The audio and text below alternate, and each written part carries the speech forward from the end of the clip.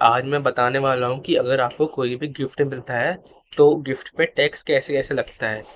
अब अगर आपको कोई भी गिफ्ट मिलता है तो वो आपकी इनकम फ्रॉम अदर सोर्सेस में जाके जुड़ जाता है, क्योंकि आपका गिफ्ट ना आपकी सैलरी इनकम में जाता है, ना हाउस प्रॉपर्टी इनकम में जाता है, ना बिजनेस की इनकम में जाता है, ना कैपिटल गेन में आता है। क्योंकि ये एकदम ही अलग है, तो ये अलग से head income from other sources में जाके ऐड हो जाता है। अब इसके दो एक्सेप्शन है। अगर आप कहीं जॉब कर रहे हो, आप कहीं के एम्प्लॉय हो, अगर आपको गिफ्ट मिला अपने एम्प्लॉयर से, अगर आपके एम्प्लॉयर से आपको मनी गिफ्ट मिला तो वो पूरी मनी की वैल्यू आपकी सैलरी में ऐड हो जाती है। लेकिन अगर आपके एम्प्लॉयर से आपको मनी के अलावा कोई और चीज गिफ्ट मिली जिसकी वैल्यू 5,000 से ज्यादा की है, तो वो पूरा पूरा असेट की जो वैल्यू है वो आपकी सैलरी में जाके ऐड हो जाती है। जैसे मान लो, अगर मैं कहीं जॉब करता हूँ, मेरे एम्प्लॉयर ने मेरे को कैश गिफ्ट में दिया 5,000 रुपये, 6,000 रुपये कोई भी गिफ्ट में दिया। ये बोनस नहीं है, बोनस आपकी सैलरी में तो जुड़ता ही है, लेकिन अगर आपको कैश गिफ्ट में दिया तो वो पूरा कैश आपकी सैलरी इनकम में ऐड हो जाएगा। अगर आपको कोई एसेट गिफ्ट दिया, जैसे मान लो एक एम्प्लॉय ने एम्प्लॉय को 4,000 की वॉच गिफ्ट करी, तो इसकी वैल्यू 5,000 से कम की है, तो ये सैलरी में ऐड नहीं होगा। लेकिन अगर आपको वॉच गिफ्ट करी जिसकी वैल्यू 6,000 है, तो वो पूरा 6,000 आपकी सैलरी में ऐड हो जाएगा और वहाँ सैलरी हेड में टैक्सेबल हो जाएगा। और दूसरा एक्सेप्शन ये है कि अगर आपका कोई भी बिजनेस है या प्रोफेशन है, तो उसमें से उसके रिलेशन से आपको कोई भी गिफ्ट मिला तो वो आपकी बिजनेस की इनकम में ऐड हो जाएगा। जैसे मान लो आप कोई बिजनेस करते हो, और आपके बिजनेस में किसी सप्लायर ने आपको गिफ्ट दे दिया, आप उससे रोज सामान खरीदते रहते हो, तो किसी सप्लायर ने आपको गिफ्ट दे दिया, तो वो पूरे गिफ्ट की वैल्यू आपकी बिजनेस की इनकम में आ जाएगी।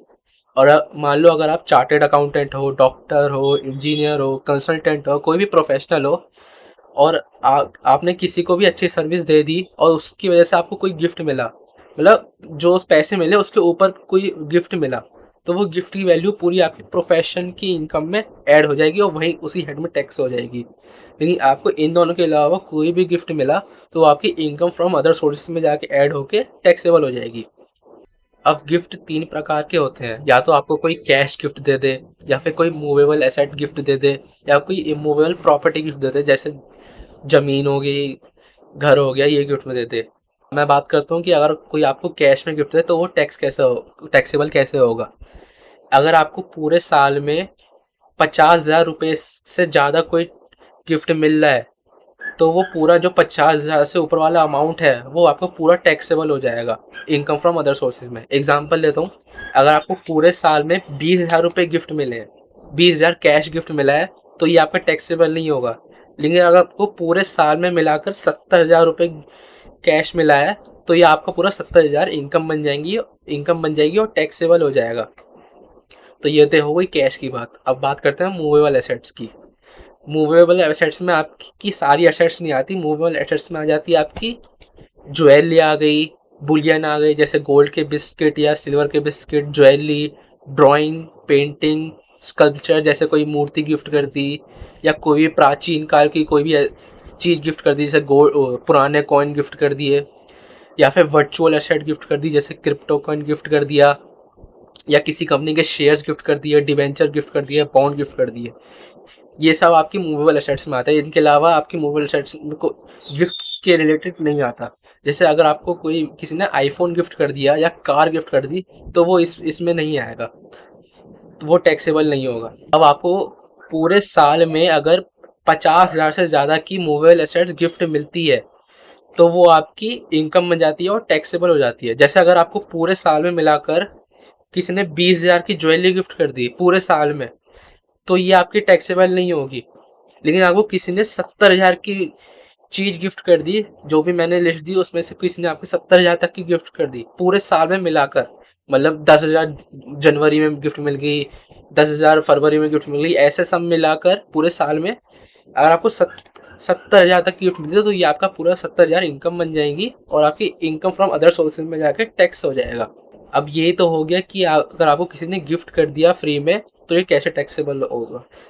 लेकिन अब एक गिफ्ट देने का एक और तरीका होता है कि क्या पता आपको किसी ने सस्ते में गिफ्ट दे दिया, सस्ते में मतलब कोई एसेट दे दी। मान लो 1 लाख की एसेट आपको 20,000 रुपये में दे दी किसी ने, तो इसकी आपको 1 लाख की एसेट 20,000 में मिल गई। अब इसकी टैक्स की ट्रीटमेंट हो गई कि जो भी आपकी एसेट की वैल्यू है माइनस आपको जितने में एसेट मिली है, अगर उस डिफरेंस की वैल्यू 50,000 से ज्यादा है तो वो पूरी वैल्यू आपकी इनकम फ्रॉम अदर सोर्स में इनकम बन जाएगी और टैक्सेबल हो जाएगी। जैसे एग्जांपल लेता हूँ, अगर आपको किसी ने 1 लाख की एसेट 20,000 रुपये में गिफ्ट कर दी, तो इसका डिफरेंस 80,000 आ रहा है, तो ये 50,000 से ज्यादा का है, तो ये पूरी 80,000 आपकी इनकम बन जाएगी और टैक्सेबल हो जाएगी। लेकिन अगर आपको किसी ने 1 लाख की गिफ्ट 1 लाख की अगर किसी ने आपको 1 लाख की एसेट 70,000 में गिफ्ट कर दी, तो इसकी वैल्यू का डिफरेंस 30,000 आ रहा है, ये 50,000 से ज्यादा का नहीं है, तो ये आपकी इनकम नहीं बनेगी, आपकी माफ हो जाएगी। तो ये तो हमने कर ली मूवेबल एसेट्स की, कोई आपको गिफ्ट मिलती है या कम दाम में मिलती है तो उस पर टैक्स कैसे लगता है। अब हम इमूवेबल प्रॉपर्टी की बात करते हैं। अब इमूवेबल प्रॉपर्टी में अगर आपको किसी ने फ्री में कोई इमूवेबल प्रॉपर्टी गिफ्ट कर दी, जैसे मान लो आपको किसी ने फ्री में घर गिफ्ट कर दिया, तो उसमें उसका टैक्स ट्रीटमेंट होगा कि अगर आपकी उस घर की स्टैम्प ड्यूटी वैल्यू होती है जो सरकार उस घर की वैल्यू अलॉट करती है, उस जमीन की वैल्यू अलॉट करती है। इसमें आपको ये नहीं लिखना कि घर में मार्केट में बेचूंगा तो मुझे कितनी कीमत मिलेगी, उसमें ये देखना है कि सरकार ने उस घर की वैल्यू कितनी लगाई हुई है। तो अगर वो स्टैम्प ड्यूटी वैल्यू आपकी 50,000 से ज्यादा है, तो आपका जो पूरा अमाउंट है वो आपकी इनकम बन जाएगी और टैक्सेबल हो जाएगी। जैसे मालूम मेरे को किसी ने 1 लाख की जमीन गिफ्ट कर दी, 1 लाख, अब उस जमीन की स्टैम्प ड्यूटी वैल्यू 1 लाख है, अब ये 50,000 से ज्यादा का है, तो ये मेरी मेरी 1 लाख पूरी मेरी इनकम बन जाएगी और मेरी इनकम फ्रॉम अदर सोर्स में आके टैक्सेबल हो जाएगी। तो ये तो हो गया कि अगर आपको किसी ने इमूवेबल प्रॉपर्टी गिफ्ट में दी तो कैसे होगा। अगर आपको किसी ने कम दाम में दे दी, जैसे मैं मानता हूँ 40 लाख का घर आपको 20 लाख में दे दिया, तो उसकी टैक्स की ट्रीटमेंट होगी कि जो भी आपकी घर की वैल्यू इम्प्रूवेबल प्रॉपर्टी की स्टैम्प ड्यूटी वैल्यू है माइनस आपको जितने में मिला है, अगर उसकी वैल्यू 50,000 से ज्यादा का है और अगर आपकी स्टैम्प ड्यूटी वैल्यू 110% से ज्यादा का है जितने की आपकी को प्रॉपर्टी जितने की में आपको प्रॉपर्टी मिली है, तो जो भी डिफरेंस होगा स्टैम्प ड्यूटी वैल्यू कंसिडर जितने में आपको प्रॉपर्टी मिली है, तो वो पूरा टैक्सेबल हो जाएगा। कॉम्प्लिकेटेड हो गया, एग्जांपल देता हूँ। अगर आपको 40 लाख की जमीन 20 लाख में मिली है, मान लो 40 लाख उसकी स्टैम्प ड्यूटी वैल्यू है, अब इन दोनों का डिफरेंस 40 लाख माइनस 20 लाख, तब बीस लाख का आता है, मतलब ये 50,000 से ज्यादा का है। अब इसमें एक और कंडीशन देखनी है कि स्टैम्प ड्यूटी वैल्यू आपको जितने में प्रॉपर्टी मिली है वो 110% से ज्यादा की है कि नहीं। अब 20 लाख का 110% 22 लाख होता है, तो 40 लाख आपका 22 लाख से ज्यादा का है, तो ये दूसरी कंडीशन भी फुलफिल हो गई। मतलब अब आपका जो भी स्टैम्प ड्यूटी वैल्यू माइनस आपको जितने में प्रॉपर्टी मिली है 20 लाख, ये पूरी आपकी इनकम बन जाएगी और टैक्सेबल हो जाएगी। अब एक और एग्जांपल लेता हूँ, मान लो आपको 21 लाख की प्रॉपर्टी 20 लाख में मिल गई। अब इन दोनों का डिफरेंस तो 1 लाख है, 50,000 से ज्यादा का है, ये हमें को दूसरी कंडीशन देखनी पड़ेगी कि 110% से ज्यादा का है कि नहीं।